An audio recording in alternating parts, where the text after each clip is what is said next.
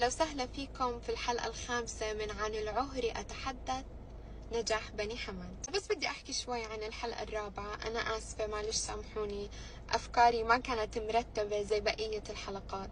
الحلقة الرابعة كانت كتير صعبة علي لو إني مجهزت لها، بس برضو لما أحكي عن الموضوع خلص زي كأنه غصة.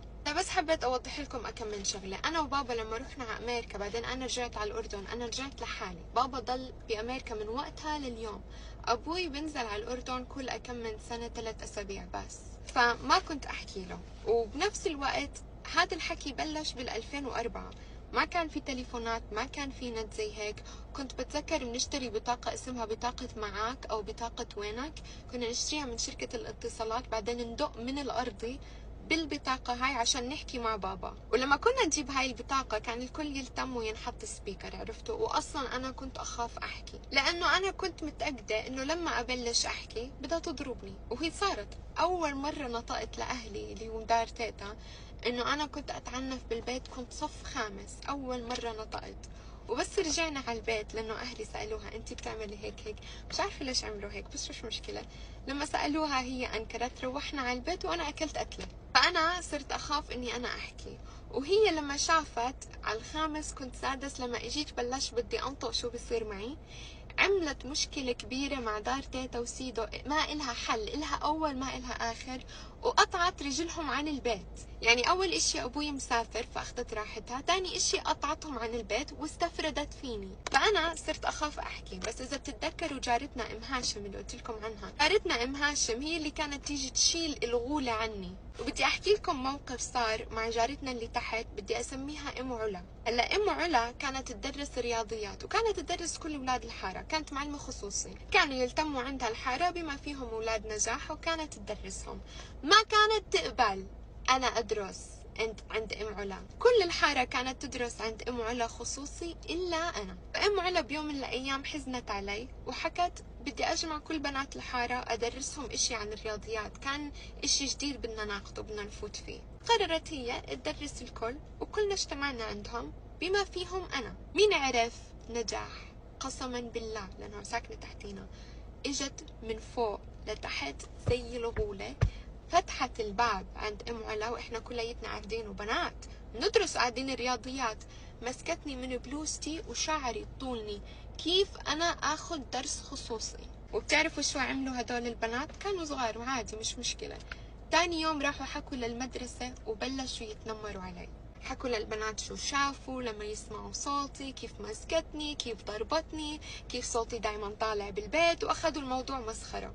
وهي كانت تحب لما البنات يتنمروا علي، كانت تحب تدلني، كانت تحب تشوف اني انا اقل من البنات. ما بعرف ليه عندها عقدة. يعني امي عقدت نجاح بني حمد لدرجة انها صارت بلطجية على بنت صغيرة. وطبعا حكيت لكم كل ما كانت تضربني تحكي لي ولا عليكي شو بتشبهي امك. طب شو عارفة انا شو دخلني؟ يعني عدم المؤاخذة، هيك الجينات بتشتغل، أكيد بدي أشبه يا أمي يا أبوي. المهم حكيت لكم عن هدول الموقفين لأنه أم هاشم وأم علا لما بابا كان يجي زيارة كانوا يمسكوه على جنب ويقولوا له بنتك بتنضرب بالبيت، بنتك بيصير فيها 1 2 3. ما بعرف ليش بس أبوي طنش أو ما صدقهم. بس هذا الموضوع بنرجع له بعدين بالحلقة الأخيرة، لأنه هلأ أنا بدي أركز على نجاح. كثير منكم زعلتوا عليها إنه أنا قاعدة عم بنشرها بهاي الطريقة. بدي أحكي لكم شغلة، نجاح بني حمد أذت كثير ناس، أنا مجرد الكارما تبعتها.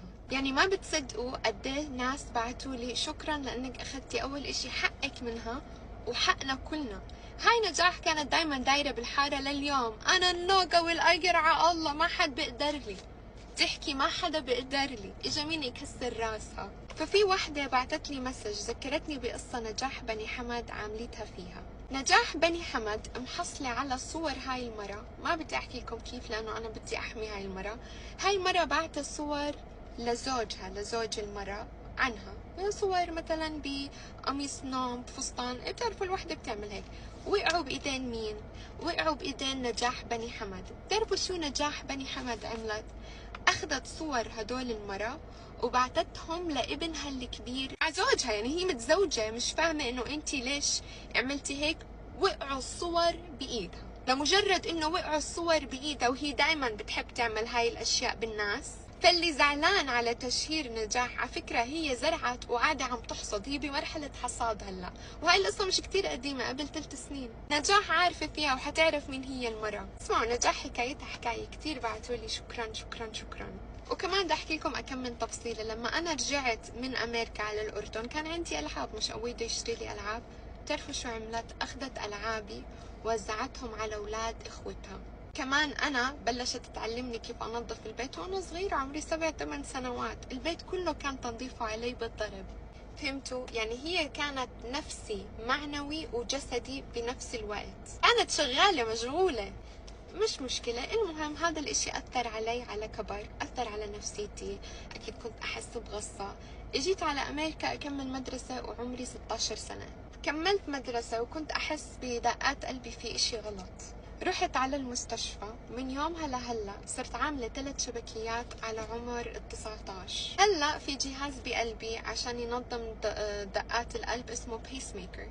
وكمان اذا بتتذكروا قبل 2 سنين فقعت مرارتي منها. وكمان عندي ضغط. شفتوا كيف كل هاي الاشياء اللي نجاح بني حمد مسببيتها بوحدة؟ كل هاد عشان بشبه امي. الله اكبر. مش مشكلة عادي، انا حقي ما بضيع، هيني قاعدة عم بسترجع فيه. وكمان بدي احكي لكم انه منعتني من المدرسة، راحت علي 1.5 سنة مدرسة لانها قعدتني بالبيت. بس شكرا لإلها لانها حفزتني على الدراسة، لدرجة اني هذا الاسبوع يوم الجمعة بتخرج الاولى على الدفعة ماستر، مش لسه بكالوريوس، لا ماستر. المهم هلا نيجي للحدث اللي الكل بستناه.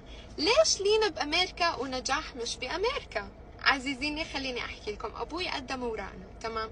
هلا انا من ام، وفي هي بولادها من ام.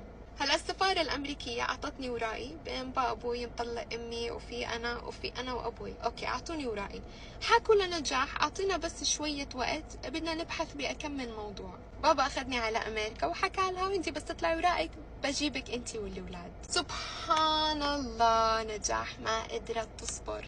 نجاح ما قدرت تتحمل تصبر. شو عملت؟